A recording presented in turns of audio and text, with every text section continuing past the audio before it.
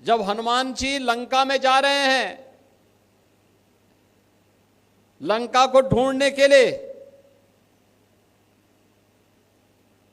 तो मैनाक पर्वत बीच में आता है कि आप विश्राम कर लीजिए, लंबी छलांग है, थक गए होंगे।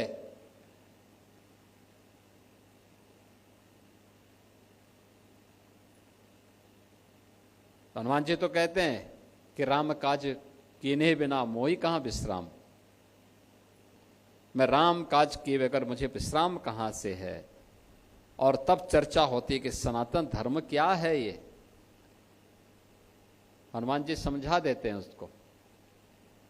सनातन धर्म बहुत छोटी सी व्याख्या है, उन्होंने एक बहुत छोटी सी परिभाषा कर दी। उन्होंने कहा कि देखिए, कृते च प्रति कर्तव्यम ऐसा धर्म सनातना, ऐसा वही, यानी कर्ता के द्वारा किए गए उपकार के प्रति किसी भी प्रकार का धन्यवाद ज्ञापित होना, यही सनातन धर्म है और यही हमारी पहचान है। आज हम गौ की पूजा करते हैं इसलिए क्योंकि गौ हमारी संस्कृति की, हमारी भारतीय सनातन धर्म की प्रतीक है। हम गंगा की पूजा करते हैं इसलिए क्योंकि जल ही जीवन है और नदी संस्कृति से ही हमारा सनातन संस्कृति पनपी है। भगवान राम, भगवान कृष्ण, भगवान विश्वनाथ, मां गंगा, मां यमुना, मां सरयू, इन सब की पूजा हम इसलिए करते हैं क्योंकि हमारे प्रतीक हैं।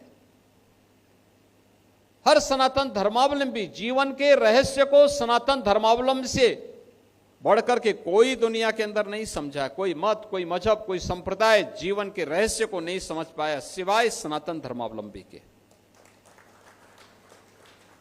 हमने तो स्वर्ग को तुच्छ माना है, क्षीणे पुणे मृतलोका वसंती। अब क्या है? हमने कहा स्वर्ग से भी ऊपर कुछ है और वह है मोक्ष। एक सन्यासी, एक साधु, एक योगी केवल अपनी व्यक्तिगत मोक्ष की आकांक्षा के साथ कार्य नहीं करता है, वो अपेक्षा करता है। धर्म को उसने केवल मोक्ष प्राप्ति का साधन नहीं माना है।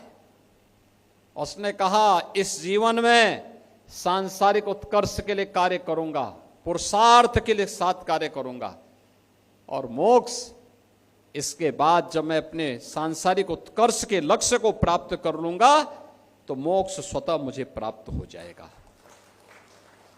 एक केवल भारत का ही सन्यासी कह सकता है, एक सनातन धर्मावलंबी ही कह सकता है। और इसीलिए यही भाव इन पूज्य संतों का था, जिन भावों के साथ आज हम यहां पर जुड़ने के लिए आए हैं।